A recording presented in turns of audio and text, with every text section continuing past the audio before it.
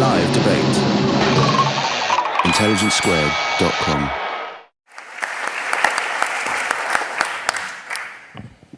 Thank you all very much, and I found that enthralling. I don't know about all of you. Really kind of, I mean, I didn't think this evening was going to be dull exactly, but I had my anxieties. People who are really keen on anything can be a worry. Let's face it.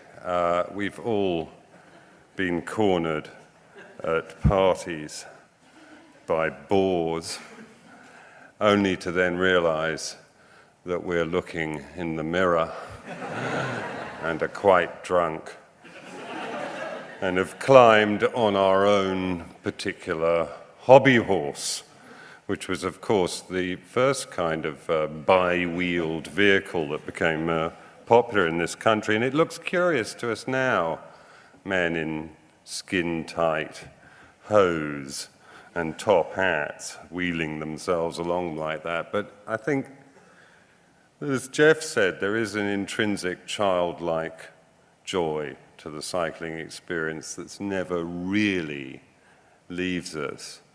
Nonetheless, I come to you this evening as the ordinary cyclist, I feel, the cyclist of the people. And as I listened to the panel, I started to characterize them in my own mind, I hope not unfairly. I felt that in Bella we had an unparalleled historian with this kind of astonishing wealth of detail, and that in Vincent, we had a man of incredible tenaciousness and ardor, also possessed of this kind of Zen view of what he was involved in, which I would slightly take issue at. I mean, I think cycling around the world in the quickest possible time does not of necessity imply that you are noticing everything as you go along the way. But doubtless he and I can duke it out together later on, armed with pumps. And I thought that Patrick, in a way, was my better half, really. He spoke passionately, convincingly, politically, but with a great degree of common sense and reason and a kind of ineffable English good humor. I feel concerned about exactly the same things as him, but I am childlike, willful, and quite mad at times. Jeff was his normal, astonishing, erudite self and produced these kind of beautiful images, and kind of, it would be tried to say that he was whimsical, but he took whimsy in a way to almost platonic heights of dispassion. And when we come to Graham, we come to an astonishing kind of motivational speech, really. And I know that for one, I will be going home tonight and innovating quite.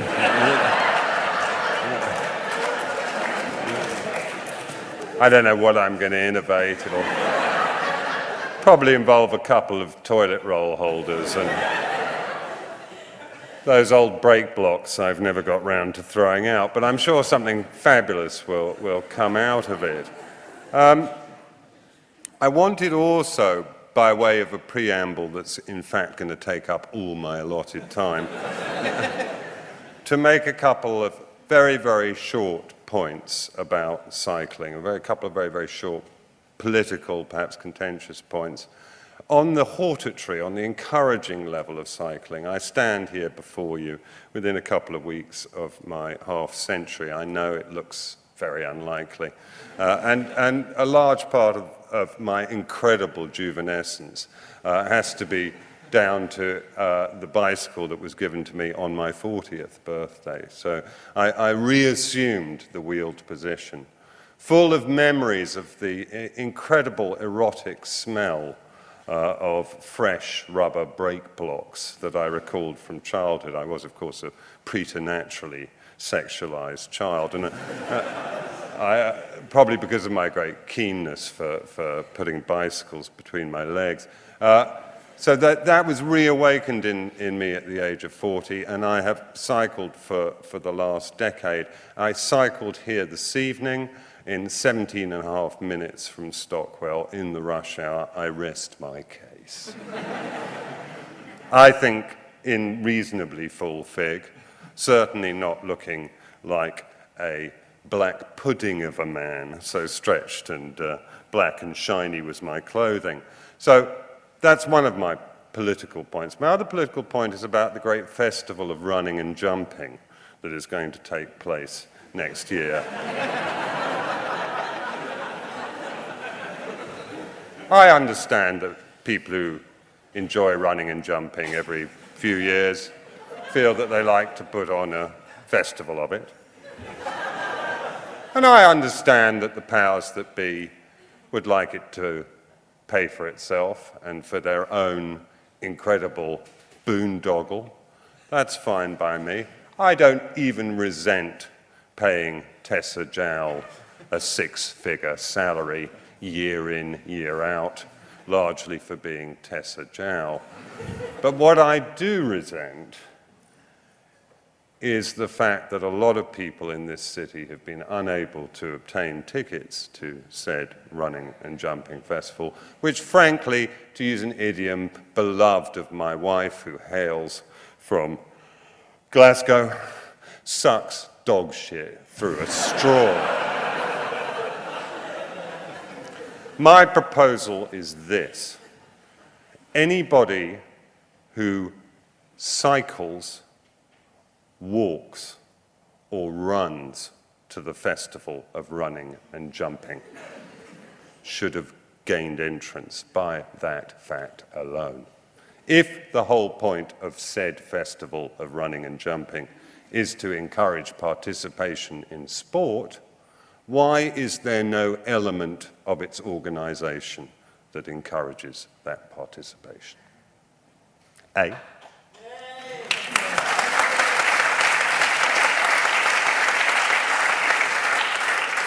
I've jotted down a whole series of notes here that I will share with you afterwards, hopefully in a condition of some intimacy. Following on from what Bella said, I used to think, one often hears about oysters being an aphrodisiac. This is not true. Oysters contain no sexually exciting chemical known to anybody. The point about oysters and eating them is that it's the nearest to cunnilingus you can get in a shellfish eating experience, okay? I think that needs to be stated once and for all, okay? And that's the... Well, that's fellatio, madam, and we can come on to that if you like. There is absolutely nothing in British law that prevents any woman experiencing cunnilingus at all from either giving or receiving.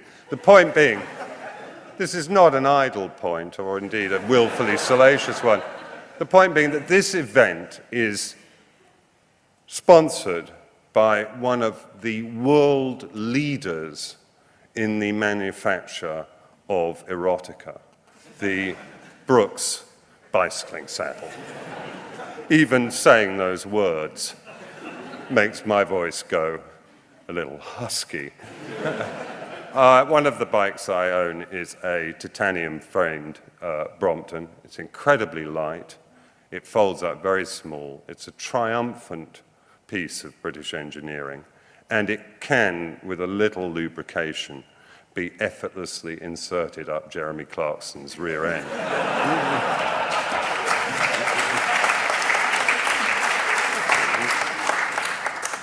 I have a leather Brooks saddle on my Brompton, of course. And people say to me, why are you carrying that Brooks saddle with you when I enter a dinner party environment, for example.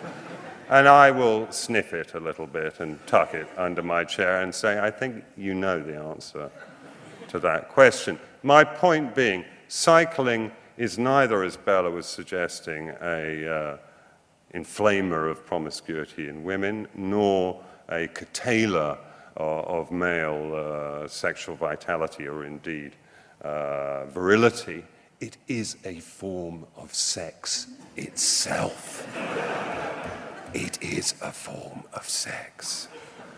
Is it any wonder that one of the current idealized forms of both male and female beauty is so strongly anorectic? It's because people wish to look like bicycles. Quite obviously. Many of the panel here, as you can see, have been striving after that bicyciform ideal of physicality. I myself am doing fairly well, I think. I could carry on in this vein for some time, but I just wanted to say a couple of things, really in response to Patrick, who I think was so deeply sane about cycling in cities. These are my caveats. Don't cycle on the pavement. I may be a cyclist, but first and foremost, I'm a pedestrian. I never run. I occasionally jog to the ashtray, but that's another story. But I am a very, very militant pedestrian, and I strongly, strongly object. Actually, in terms of the British Highway Code, the pedestrian always has right of way.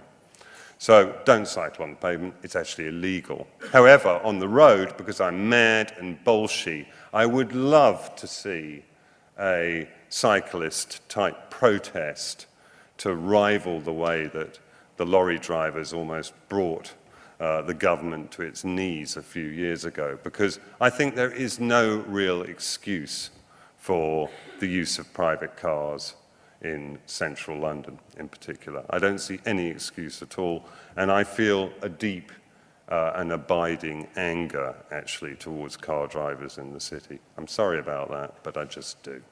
That's just the way I am. I've used up way, way more than my time. What can I leave you with? What little aperçu can I leave you with? I'm not sure what I can say to end up, except that I'm kind of happy as a cyclist, but I think it would do us well to have a certain kind of self-criticality about our role as bikers. And I think one of the most depressing things I've ever seen in my life, one of the saddest and one of the ugliest things I've ever seen in my life, is the top of Mont Ventoux, an outlier of the Pyrenees, which, as I'm sure you're all aware, was climbed by Petrarch in the 1300s. He claimed to be the first person to have recreationally scaled a mountain since antiquity. How did he know? If you climb Mont Ventoux now, where the British cyclist Tommy Smith very, very sadly died. Sorry? Tommy Simpson very, very sadly died in 1960. Sorry? Right, so you're not so hot on that, are you? Oh, I said Smith and it was Simpson, but you don't know the year. I think it was 66 or 7. What drugs had he been taking? Everything. I think the pathologist's report said that his heart exploded. That's not good. I decided to walk up Mont Ventoux. And at the top, of course, there is an unrivaled view of middle-aged French buttocks in Lycra. I'd like to leave you with that thought.